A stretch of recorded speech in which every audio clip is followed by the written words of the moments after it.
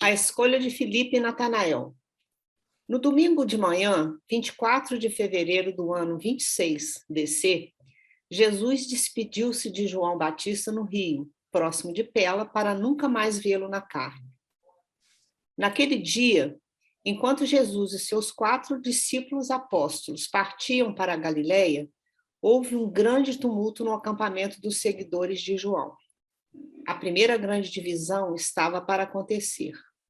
No dia anterior, João havia pronunciado a André e a Esdras positivamente quanto a Jesus ser o libertador. André decidiu seguir Jesus, mas Esdras rejeitou aquele carpinteiro de maneiras suaves de Nazaré, proclamando aos seus companheiros, aspas, o profeta Daniel declara que o Filho do Homem virá, com as nuvens dos céus, em poder e em grande glória. Esse carpinteiro da Galileia, esse construtor de barcos de Cafarnaum, não pode ser o libertador. Pode vir de Nazaré, uma tal dádiva de Deus. Esse Jesus é um parente de João, e por excesso de bondade de coração, o nosso instrutor enganou-se. Que permaneçamos afastados desse falso Messias. Fecha aspas. Quando, por causa dessas afirmações, João fez uma reprimenda a Esdras, esse se separou levando muitos discípulos e dirigindo-se para o sul. E esse grupo continuou a batizar em nome de João, e finalmente fundou a seita daqueles que acreditavam em João, mas que se recusavam a aceitar Jesus. Remanescentes desse grupo sobrevivem na Mesopotâmia até os dias atuais. Enquanto essa complicação fermentava entre os seguidores de João, Jesus e os seus 4 discípulos apóstolos adiantavam-se no seu caminho para a Galileia. Antes de atravessarem o Jordão para ir a Nazaré pelo caminho de Naim, Jesus, olhando para a frente, estrada acima, avistou um certo Filipe de Betsaida, que vinha na direção deles, com um amigo. Jesus havia conhecido Filipe há algum tempo, e este também era muito conhecido de todos os 4 novos apóstolos. Ele estava com seu amigo Natanael a caminho de visitar João, em Pela, para aprender mais sobre a comentada vinda do reino de Deus, e ficou encantado de poder saudar Jesus. Filipe era um admirador de Jesus desde que este veio a Cafarnaum pela primeira vez. Mas Natanael, que vivia em Caná, na Galileia, não conhecia Jesus.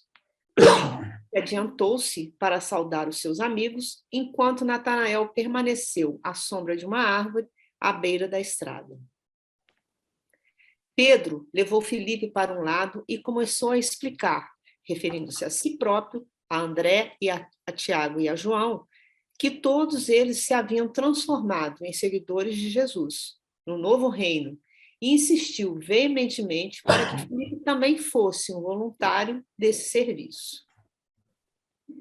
Filipe ficou em um dilema. O que deveria fazer?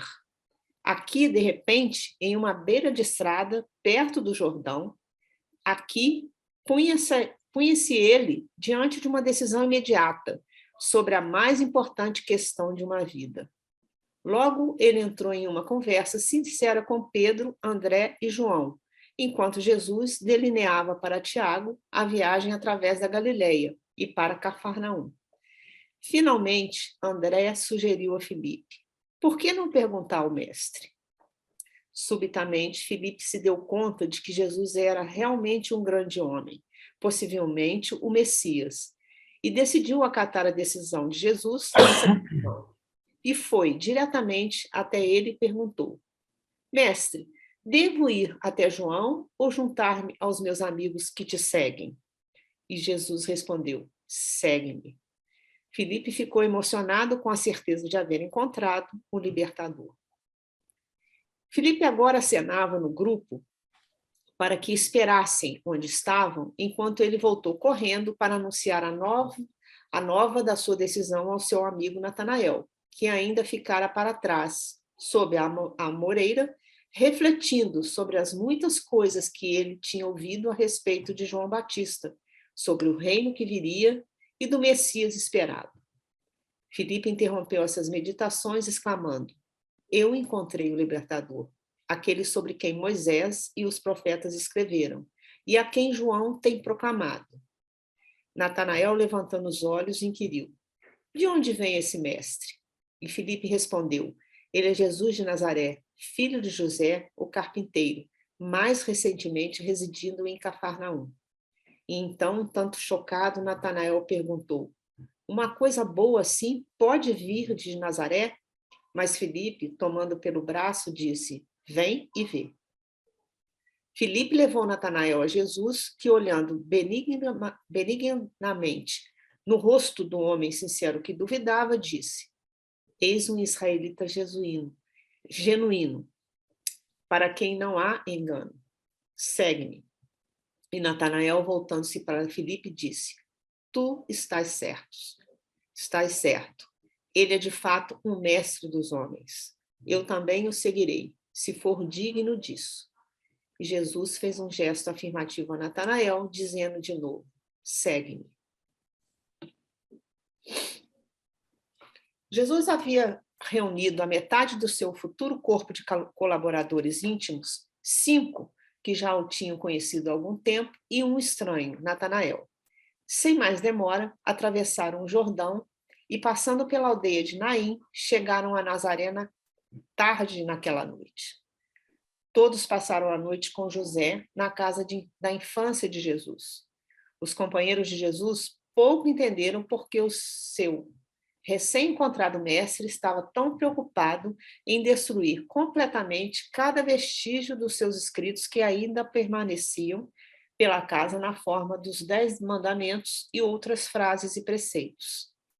Esse procedimento, no entanto, junto com o fato de que eles nunca mais o haviam visto escrevendo depois disso, exceto no pó ou na areia, causou uma profunda impressão nas suas mentes.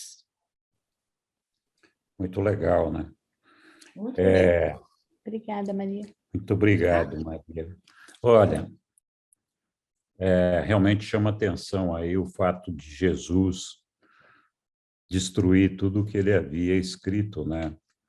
Eu não sei se vocês se lembram, quando Jesus tomou plena consciência de que ele era o Criador, o soberano do sistema, ele imediatamente também se lembrou da conversa dele com o irmão e conselheiro dele, Emanuel, e que tinha recomendado que ele não deixasse nada escrito, né?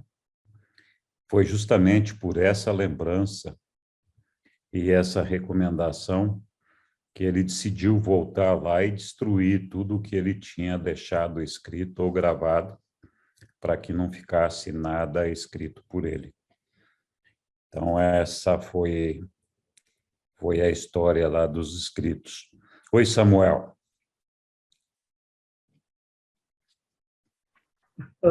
Oi.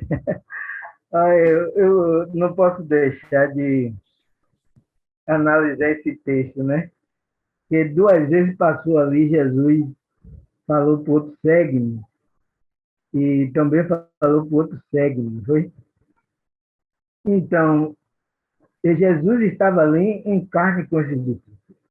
Agora, como seria o seguir de Jesus hoje para a gente? Essa é uma questão que é para a gente pensar na situação, porque Jesus, temos que seguir Jesus. Entende? Como seria seguir Jesus? Eles seguiram humanamente, mas Jesus estava falando tanto aquilo espiritualmente também. Essa é uma questão que eu boto para toda a gente pensar, para analisarmos. Muito bom. Muito bem lembrado, Samuel. Diga lá, Hélio.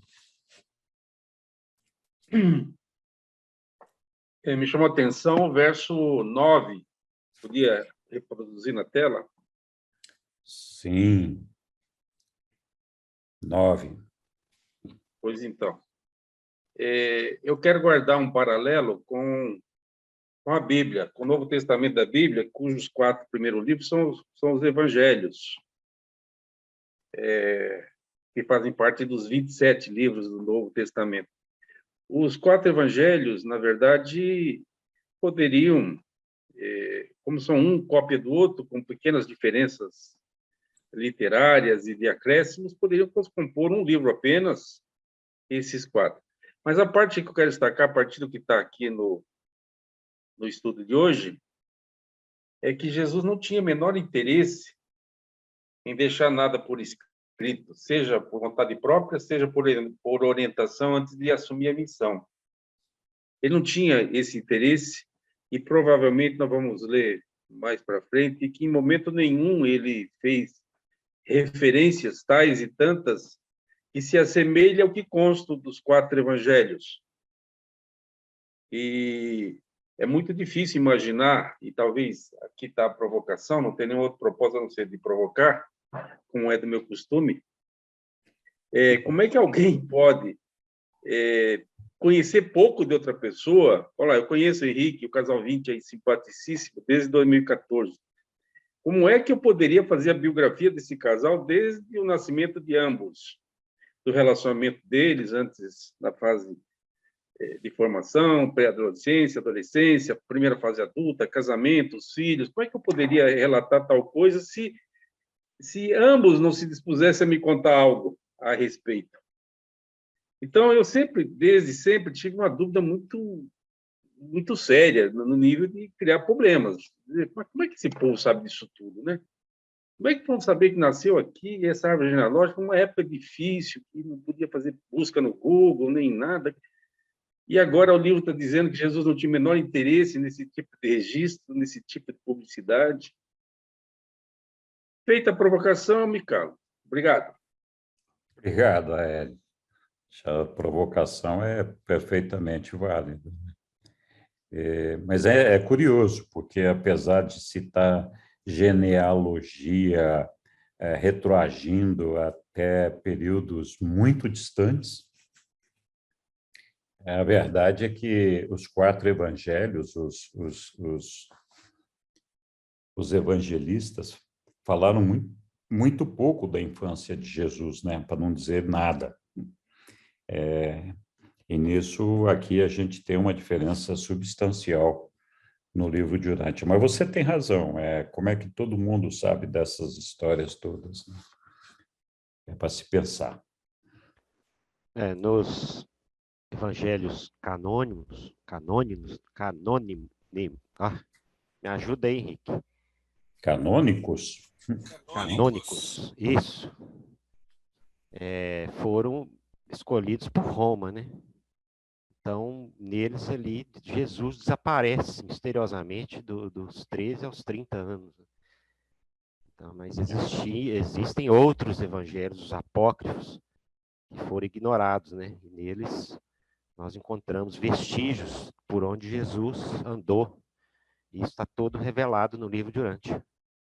Muito obrigado, Portela. Por falar em 33 anos, né? Vocês percebem aqui que os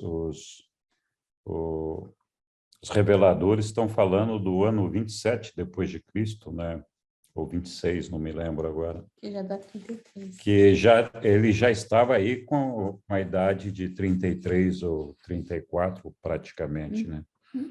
Então, difere um pouquinho daquela cronologia, daquela idade de Jesus citado na Bíblia, ali no Novo Testamento. Mais alguma coisa aqui desse texto? Então... Não, só um comentário, uma coisa que eu não sabia até pouco tempo, é que agora estão comentando mais isso, é que ainda há discípulos de João Batista, atualmente. Sim, que estão na Mesopotâmia, né? E o livro, né, confirma isso. Uhum. É verdade. Não se falava muito, né, sobre isso. Será que eram seguidores de Abner? Acho que não, porque Porque Não, é de João Batista mesmo, porque João eles... Batista, sim, mas quem continuou com isso foi Abner, não foi? Quem continuou com o discipulado de João Batista foi Abner, não foi? Não, Não, a Abner era de Jesus essa mesmo. religião que eles falam aqui foi Esdras, quem conduziu. Abner também foi quem, de todos os que viveram naquela época de Jesus, foi quem melhor assimilou e reproduziu as verdades de Jesus. Então, mas infelizmente Abner não vingou como Paulo e os outros apóstolos, né? Mas o discípulo que mais reproduziu, ou melhor, representou a ideia do reino deixada por Jesus, eles dizem que foi Abner. Mas ele era bem rigoroso, eu me lembro, não era? Eu não sei se ele Sim, era lá bem... na frente vai falar, sim. Sim. Depois nós vamos estudar um pouquinho de Abner. A Hélio queria falar alguma coisa, você levantou e abaixou a mão aí, não sei. Porque eu baixei a mão porque você acabou esclarecendo. Abner é uma história e Esdra é outra história. Isso. O que Lilian acabou de colocar está no 137.2.2. Ali fala claramente que Esdra levou uma bronca daquelas bem, uma mijada das grandes do João Batista, ficou puto e saiu sozinho, montou o próprio grupo. O que sobrevive até hoje são os ensinamentos de Esdras, que se baseava nos ensinamentos de João Batista. Esse é o registro, está no 137.2.2. Isso. Obrigado, Hélio. Ok, precisamos aí de um leitor aí para reproduzir a continuação do texto aqui. Façam fila, por favor. Quem é que vai ler, então? Eu. Então vai.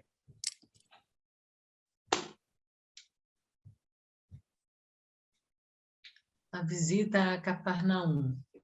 Obrigado, Yara. Muito bom. Obrigada. No dia seguinte, Jesus enviou seus apóstolos para Caná, já que todos eles haviam sido convidados para as bodas de uma donzela proeminente daquela cidade, enquanto ele se preparava para fazer uma rápida visita à sua mãe, em Cafarnaum, parando em Magdala para ver o seu irmão Judá. Antes de deixar Nazaré, os novos seguidores de Jesus contaram a José e aos outros membros da família de Jesus sobre os maravilhosos acontecimentos recentes e deram livre expressão às suas crenças de que Jesus era o libertador, há muito esperado. E esses membros da família de Jesus conversaram sobre a questão e José disse: talvez, afinal, a nossa mãe tivesse razão. Pode ser que o nosso estranho irmão seja o rei que virá. Judá tinha estado presente ao batismo de Jesus e, com seu irmão Tiago, passara a acreditar firmemente na missão de Jesus na terra. Se bem que tanto Tiago quanto Judá estivessem ambos muito confusos quanto à natureza da missão do seu irmão, a mãe deles tinha feito renascer as suas primeiras esperanças em Jesus como o Messias, o filho de Davi, tendo encorajado seus filhos a ter fé no seu irmão como o libertador de Israel. Jesus chegou em Cafarnaum na segunda-feira à noite, mas não foi para sua própria casa, onde viviam Tiago e a sua mãe. Ele foi diretamente para a casa de Zebedeu. Todos os seus amigos em Cafarnaum perceberam uma grande e agradável mudança nele. Uma vez mais, parecia estar ali relativamente alegre e mais parecido consigo próprio. Interessante isso, né? Mais parecido consigo próprio. Como havia sido em seus primeiros dias em Nazaré. É bom encontrar pessoas que nos conhecem, né? verdade. Durante anos, antes do período do seu batismo e do isolamento, um pouco antes e um pouco depois, ele ficara mais reservado e contido. Agora, para todos, ele parecia estar exatamente como antes. Havia nele algo de importância majestática, de aspecto elevado, mas, de novo, ele encontrava-se de coração leve e cheio de alegria. Maria estava emocionada com a expectativa. Ela sentia em antecipação que a promessa de Gabriel estava próxima de cumprir-se. Esperava que toda a Palestina logo ficasse surpreendida e assombrada com a revelação miraculosa do seu filho, como o rei sobrenatural dos judeus. Mas as muitas perguntas que lhe faziam Tiago, Judas, Zebedeu e a sua própria mãe, Jesus apenas retorquia, sorrindo. É melhor que eu permaneça um pouco por aqui. Devo cumprir a vontade do meu Pai, que está nos céus.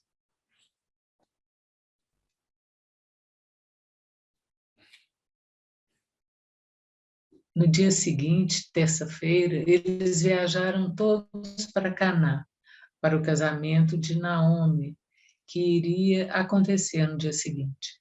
E, apesar dos repetidos avisos de Jesus para que não dissessem nada a ninguém sobre ele, até que venha a hora do Pai, eles insistiram em espalhar a todos, discretamente, as novas de que haviam encontrado o libertador. Cada um deles, confiantemente, esperava que Jesus assumisse logo a sua autoridade messiânica, já naquelas bodas de Caná, e que o fizesse com um grande poder e grandeza sublime. Eles lembravam-se do que lhes havia sido dito sobre os fenômenos ocorridos no seu batismo e acreditaram que o seu futuro caminho na Terra seria marcado por manifestações crescentes de maravilhas sobrenaturais e de demonstrações miraculosas. E, desse modo, toda a região estava preparando-se para reunir-se em Caná na festa de casamento de Naomi e Joabe. Uhum. É Joabe? O Joabe. filho de Natã. Joabe, o filho de Natã. Havia anos que Maria não tinha estado tão contente. Ela viajou a Caná com o espírito de uma rainha-mãe em vias de presenciar a coroação do seu filho.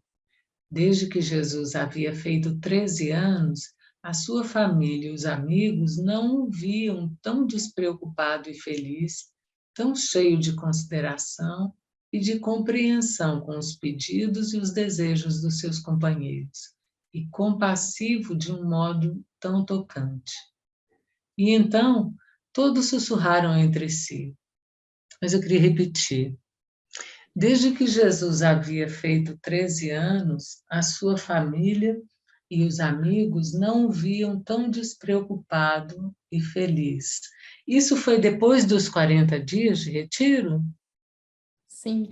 Sim, isso foi depois dos 40 dias de retiro. E ele já tinha esses 6 apóstolos que ele havia escolhido, que estavam indo com ele a essa festa de Caná. E foram os apóstolos que contaram à família de Jesus, fantasiando até, que eles tinham encontrado o libertador dos judeus, que seria o Messias. Então, de novo, repetindo aquela história dos profetas, de que viria o libertador, o Messias, em poder e glória, descendente do seria um filho de Davi, né? Do trono de Davi, para assumir todo o poder e toda a glória ali na Judéia, salvar os judeus do jugo romano e toda aquela história. Inclusive, a família de Jesus enxergava esse Messias dessa forma, que, como nós vimos ali atrás, não era a forma como Jesus se via, né? Então, todo mundo estava na expectativa de que o rei fosse assumir o comando, tomar as rédeas na mão, libertar a Judéia e se proclamar rei da Judéia ou de Israel, qualquer coisa assim. Majestosamente, né? Majestosamente. Essa era a expectativa. Inclusive, por conta disso, e esse burburinho todo, é que o número de convidados nas bodas de Canaã aumentou, porque todo mundo ficou curioso com a presença de Jesus ali, e acudiram às bodas muita gente que nem sei se estava convidado, mas o número de convidados que afinal chegou à festa era muito maior do que o que era esperado, né? Então, foi isso. Voltamos aqui ao nosso texto aqui. Tá. Então, desde que Jesus havia feito 13 anos, a sua família e os amigos não o viam tão despreocupado e feliz, tão cheio de consideração e de compreensão com os pedidos e os desejos dos seus companheiros e compassivo de um modo tão tocante. E então todos sussurraram entre si, em pequenos grupos, perguntando-se sobre o que iria acontecer. O que essa estranha pessoa faria em seguida? Como iria ele anunciar a glória do reino vindouro? E estavam todos emocionados com o pensamento de que estariam presentes para ver a revelação do poder e do potencial do Deus de Israel. Então, essa era a expectativa de todo mundo ali, né? Puxa, nós vamos ganhar um rei novo aqui, né? E me chama a atenção, assim, como que Jesus, ele já tinha uma intenção e uma intuição, né, que precisava da intenção dele, de clarear para ele o que seria, né, a vontade do Pai, assim, mais percebido dentro dele, né? Que ele já sabia o que era. Mas quando ele se interessa em saber como seria para ele lidar com essa situação toda, que comportamento ele teria, né? Ou seja, ele escolheu não se perder, né? E isso é o núcleo de tudo, porque ele estaria ali na vida pública lidando com um número enorme de pessoas, e se ele se perdesse, ele não poderia cumprir a missão dele, nem realizar a vontade do Pai, né? E fico pensando como que isso o deixa nesse retorno aí, em contato com os amigos e a família, o deixa, assim, num estado de mais centramento, provavelmente, que emana essa percepção de todos, né, de que ele estava ali feliz, compreensivo. Então, eu fico pensando que esse é o ponto central aqui hoje do nosso estudo, na minha percepção. Jesus bem em contato com ele, com a natureza dele, com o propósito e com a missão dele. Esse é o manto do rei, né? Muito bom, Yara, mas Você realmente... vai se assustar daqui a pouquinho. Eu acho Vamos que lá, então. o relaxamento de Jesus, né? Essa alegria, esse contentamento dele, não sei, que é um chute, né? Porque os reveladores não explicam. Mas eu acho que é porque ali ele sabia que ele era o soberano, o criador deste universo local, E ele se enchia de amor por aquelas criaturas que ele sabia que ele havia criado. E pela expectativa de levar essas criaturas todas, de anunciar a todos eles o reino dos céus, né? Mas é claro, na cabeça de toda a família dele, de todos os colegas e amigos, e do burburinho da cidade, do rebuliço de todo mundo, na cabeça de todo mundo, o Messias, o libertador de Israel, havia chegado em poder e glória, e ia manifestar essa glória nessa festa aí das bodas de Caná, né? Então, isso é o que estava na cabeça de todo mundo, né?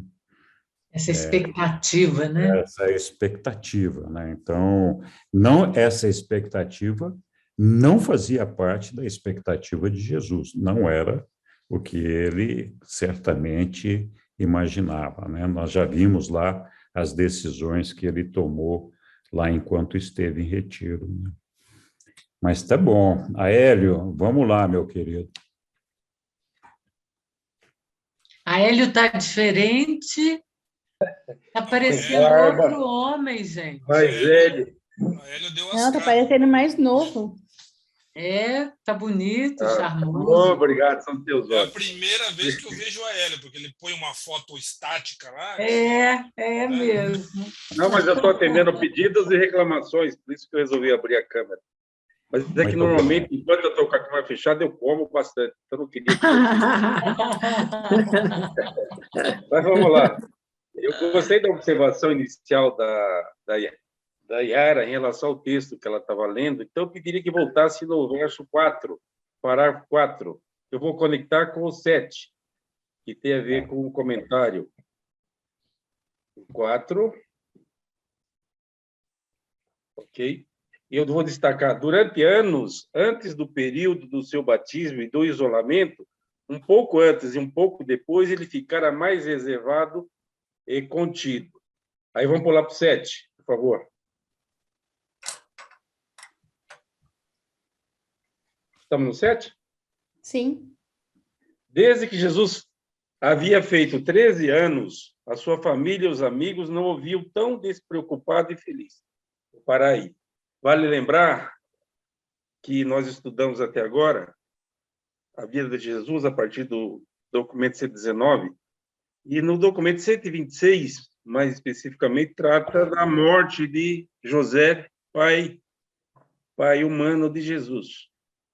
Então, até a morte de José, Jesus era alegre e feliz, porque ele tinha uma vida despreocupada, ainda que a família tenha passado por alguns perrengues. O fato é que, nessa época, eles estavam em franca prosperidade. O pai deles, José, era um empreiteiro e eles tinham uma vida boa, confortabilíssima. Então, ele não tinha motivo nenhum para ficar aborrecido e chateado.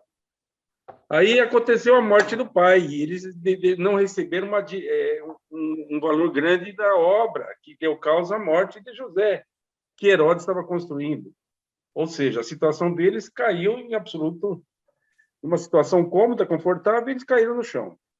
E com um acréscimo adicional para Jesus. Ele passou a ser um pai de família, o irmão pai. Ou seja, ele já não tinha mais tempo para ter aquela boa vida de antes. É claro que ele passou a ser um homem preocupado.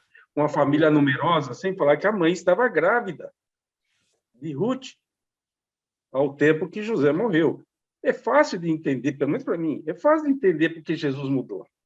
Porque ele se distanciou dos amigos, porque ele se tornou mais conforme está ali no verso 7, desde os 13 anos, enfim, até esse momento. Então, ele estava numa responsabilidade de provedor. Então, óbvio que ele se tornou uma pessoa diferente, uma pessoa mais contida, uma pessoa mais reservada, uma pessoa mais centrada. Mas aí, vamos voltar para a época que ele está voltando para casa. Ele está voltando para casa já com a família criada, a coisa já estava em boas circunstâncias, já fazia algum tempo, não dependiam dele para nada, ele estava começando a iniciar a obra dele, que foi o propósito da vida dele. Então, é fácil de entender por que ele estava zen. Independentemente de qualquer outro motivo, ele estava zen. Já tinha 4 seguidores. Você é o Abu Janra do grupo, sabia? Porque nem conheço a Bujanra. O que é Bujanra? Quem é Bujanra? Vamos falar. Bom, Bujanra é aquele senhor que tinha provocações na cultura. sim, eu estou brincando, eu sei quem é o Bujanra, eu concordo contigo. Bom, eu não vou seguir adiante, eu vou parar por aí. Mas só vou fazer mais uma observação. Eu não faço as observações, depois fico mordendo os dedos. Por que Nazaré... Por que falar 2 discípulos falaram pode vir alguma coisa boa de Nazaré? Por quê? E o que ele está querendo dizer com isso? Que Nazaré era uma porcaria numa cidade. É o que eles achavam. Pois é. Então, mas por que Nazaré tinha essa má fama?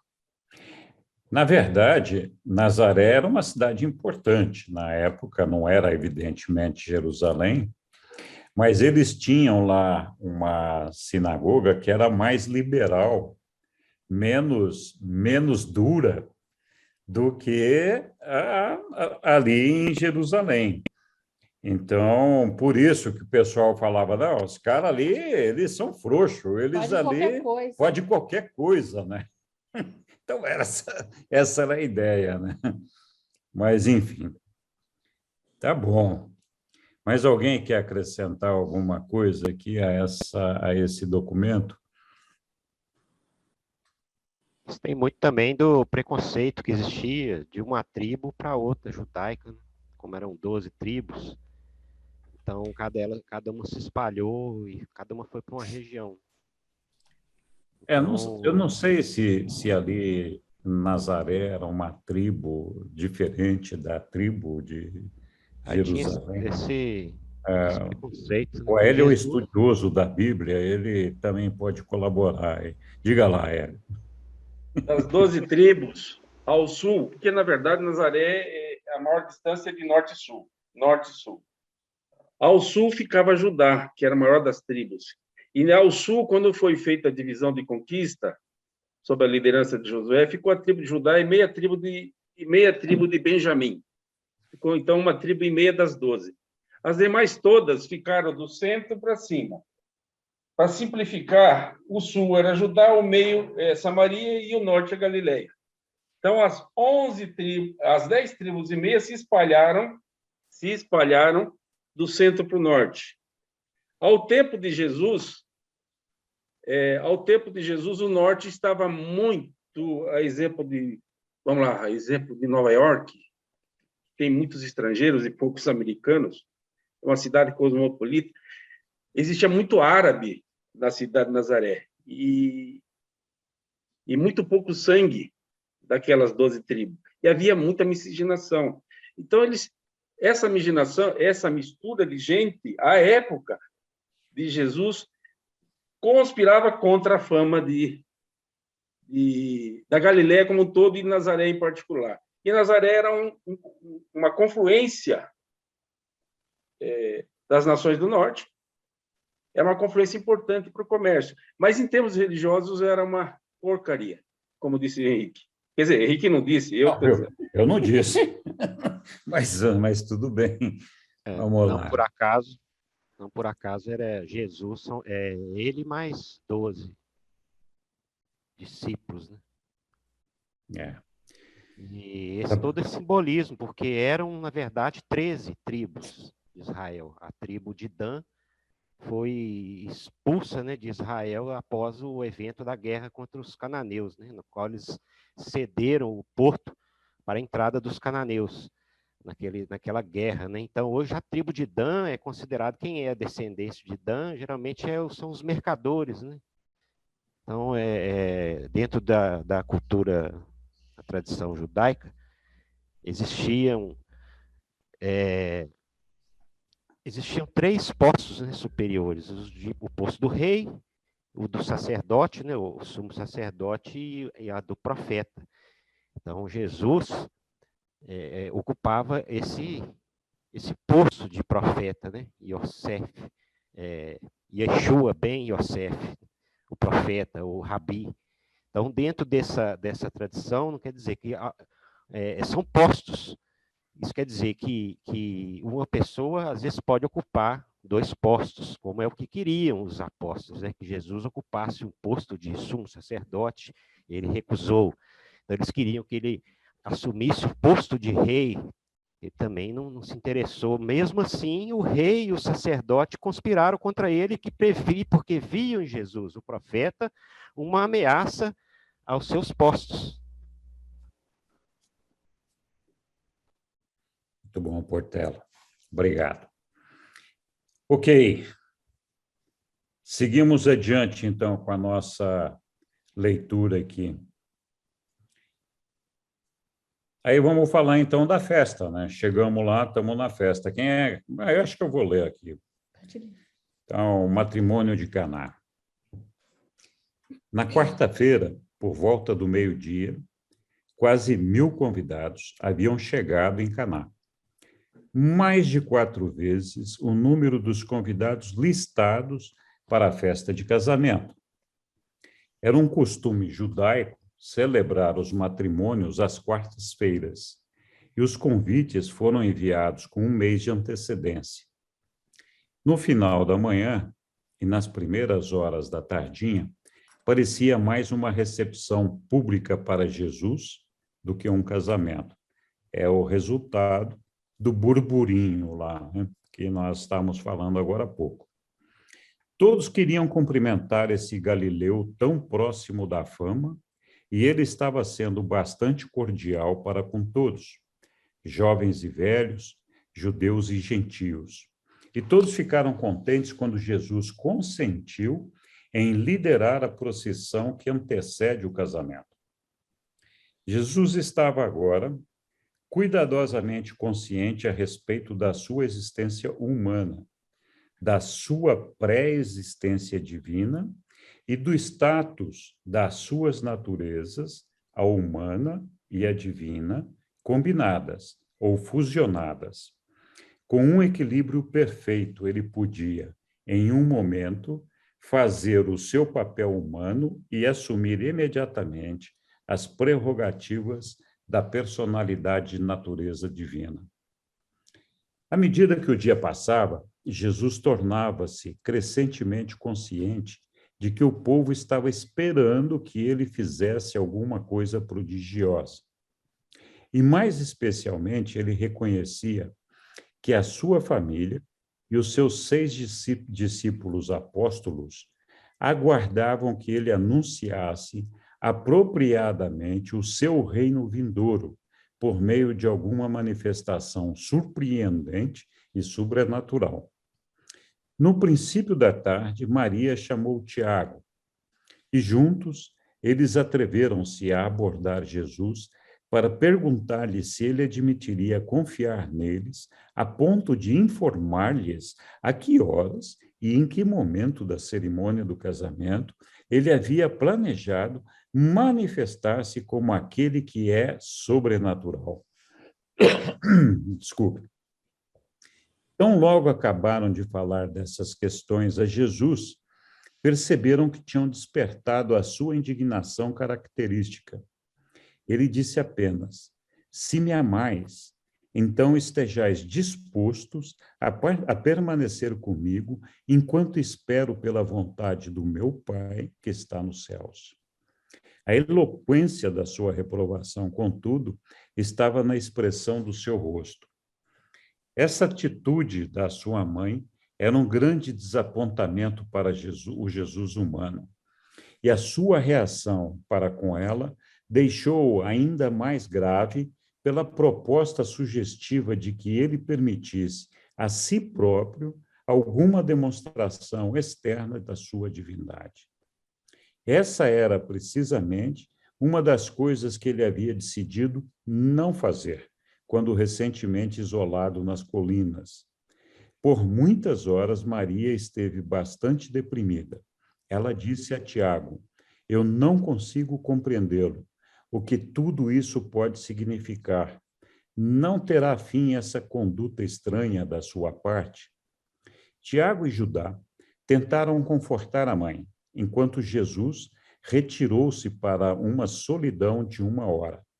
Todavia, ele retornou à reunião e, uma vez mais, estava leve e cheio de alegria. O casamento prosseguiu em um silêncio de expectativa, e toda a cerimônia terminou. Não houve nenhum gesto, nenhuma palavra do convidado de honra. Então foi sussurrado que o carpinteiro e construtor de barcos, anunciado por João como o libertador, iria mostrar a sua força durante as festividades da noite, talvez na ceia de bodas.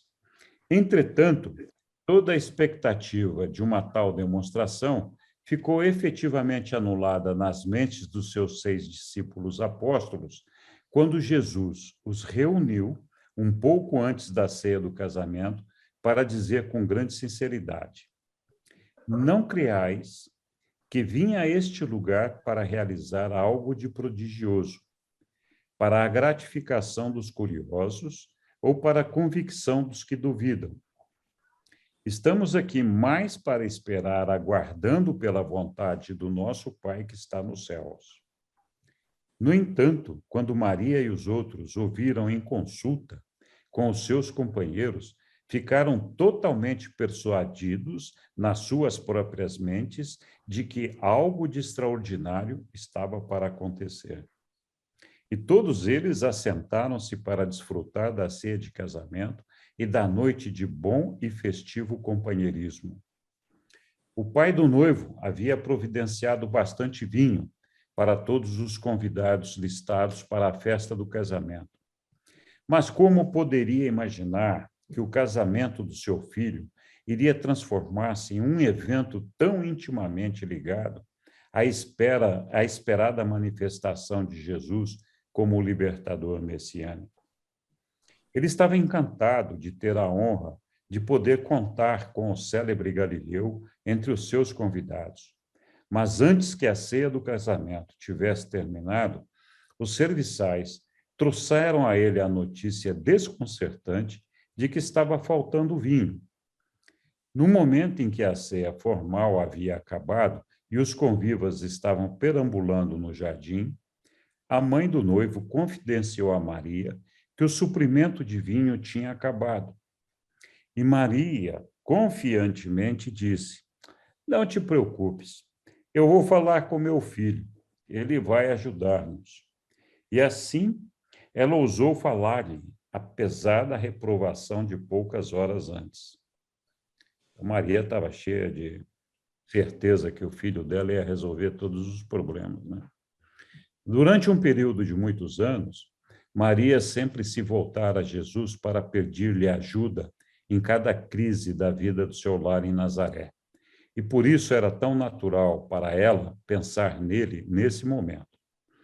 Essa mãe ambiciosa, entretanto, tinha ainda outros motivos para apelar ao seu filho mais velho nessa ocasião. Jesus estava sozinho em um canto do jardim e sua mãe aproximou-se dele dizendo: meu filho, eles não têm mais vinho. E Jesus respondeu: minha boa mulher, o que eu tenho a ver com isso? Sim, tipo assim, e eu com isso, né? E Maria disse: mas eu acredito que a tua hora é chegada, não podes ajudar-nos? E Jesus replicou: de novo eu declaro que não vim para fazer nada nesse sentido. Por que me perturbas de novo com essas questões? E então, desmanchando-se em lágrimas, Maria suplicou: mas, meu filho, eu prometi a eles que tu irias ajudar-nos. Por favor, farás alguma coisa por mim? E então Jesus falou: mulher, por que tinhas de fazer tais promessas? Que não as faças de novo. Em todas as coisas devemos aguardar a vontade do meu Pai nos céus. Maria, a mãe de Jesus, ficou abatida, atordoada mesmo, enquanto ela permanecia ali imóvel diante dele, com as lágrimas caindo em seu rosto. O coração humano de Jesus ficou dominado pela compaixão pela mulher que o tinha concebido na carne. E, inclinando-se para a frente, ele colocou a sua mão ternamente na cabeça dela, dizendo: espera, espera, Mãe Maria, não sofras pelas minhas palavras aparentemente duras, pois eu já não te disse muitas vezes que eu vim apenas para cumprir a vontade do meu Pai Celeste? Eu faria de bom grado o que me pediste, se fosse uma parte da vontade do meu Pai. E Jesus logo parou, hesitando. Maria pareceu sentir que alguma coisa estava acontecendo. Num pulo, ela jogou os braços em volta do pescoço de Jesus, beijou-o e correu para a sala dos serviçais, dizendo: Fazei o que quer que meu filho tenha pedido. Contudo, Jesus não havia dito nada. Mas agora ele compreendia que havia já dito demais, ou melhor, que havia imaginado, desejado por demais. Maria dançava de júbilo. Ela não sabia como o vinho seria produzido, mas confiante, acreditava que finalmente conseguira persuadir o seu primeiro filho a afirmar a sua autoridade e a ousar dar um passo adiante e reivindicar a sua posição e a exibir o seu poder messiânico. E por causa da presença e da coligação de certos poderes e personalidades do universo, das quais todos os presentes ignoravam totalmente, ela não ficaria decepcionada. O vinho que Maria desejara que Jesus, o Deus homens, fez por aspirar, humana e compassivamente, estava sendo produzido. À mão estavam 6 grandes potes de pedra, cheios de água, em cada um cabendo quase 80 litros. Essa água estava ali para ser usada nas cerimônias da purificação final da celebração do casamento. A agitação dos serviçais por causa desses vasos imensos de pedra, sob o comando ativo da sua mãe, atraiu a atenção de Jesus, que, indo até lá, observou que eles estavam tirando vinho delas com jarras repletas. Gradativamente, Jesus tomava consciência do que acontecera. De todos aqueles que estavam presentes à festa de casamento de Caná, Jesus era o mais surpreso. Os outros vinham aguardando que ele fizesse algo prodigioso, mas isso era exatamente o que ele tinha como propósito não fazer. Então o Filho do Homem lembrou-se da advertência que seu ajustador personalizado do pensamento lhe tinha feito nas colinas. Ele lembrou-se de como o ajustador havia prevenido sobre a incapacidade que qualquer poder ou personalidade tinha de privá-lo das suas prerrogativas de criador na independência do tempo. Nessa ocasião, os transformadores do poder, os seres intermediários e todas as outras personalidades imprescindíveis estavam reunidos perto da água e de outros elementos necessários e em presença do desejo expresso do soberano Criador do universo, não havia como evitar o aparecimento instantâneo do vinho. E essa ocorrência fez-se duplamente certa, pois o ajustador personalizado tinha sinalizado que a execução do desejo do filho não era em nada uma contravenção à vontade do Pai. Mas isso, em nenhum sentido, vou repetir, mas isso, em nenhum sentido, era um milagre. Nenhuma lei da natureza foi modificada, abrogada ou mesmo transcendida. Nada aconteceu a não ser uma abrogação do tempo, em ligação com a reunião celeste dos elementos químicos necessários à elaboração do vinho. Em Caná, nessa ocasião, os agentes do Criador fizeram o vinho exatamente pelo modo como é feito comumente pelo processo natural, exceto que eles o fizeram independentemente do tempo e com a intervenção de agências supra-humanas para reunir do espaço os elementos químicos necessários. Ademais, se tornara evidente que a realização desse chamado milagre não era contrária à vontade do Pai do Paraíso, ou então não teria acontecido, posto que Jesus se submetia a si próprio para todas as coisas à vontade do Pai. Quando os serviçais tiraram esse novo vinho e o levaram ao padrinho, o mestre de cerimônias, ele o provou e chamou o noivo, dizendo: o costume é servir primeiro o melhor vinho, e depois, quando os convidados já tiverem bebido bastante, oferecer o vinho do fruto inferior. Mas tu seguraste o melhor dos vinhos para o fim da festa. Maria e os discípulos de Jesus estavam grandemente jubilosos com o suposto milagre. Maria e os discípulos de Jesus estavam grandemente jubilosos com o suposto milagre, pois pensavam que Jesus o tinha executado intencionalmente.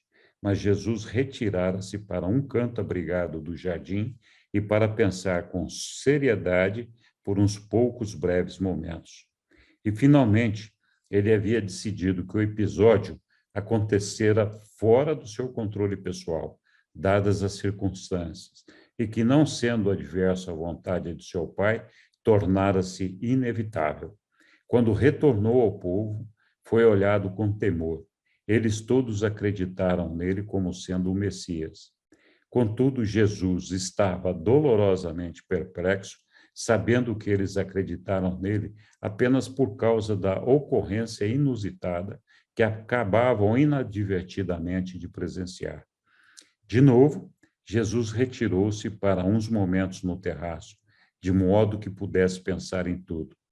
E agora, afinal, Jesus compenetrava-se totalmente de que devia ficar constantemente em guarda para que a indulgência da compaixão e da piedade não se tornasse responsável por repetidos episódios desse tipo.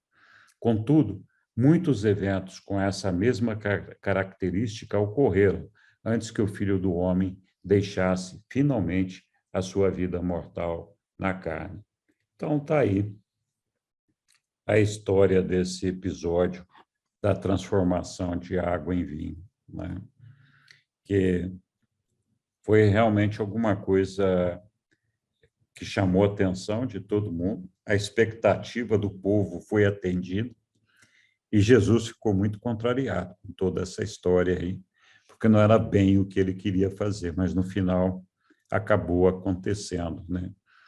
Então, no Novo Testamento, o pessoal narra esse episódio como sendo um milagre feito por Jesus.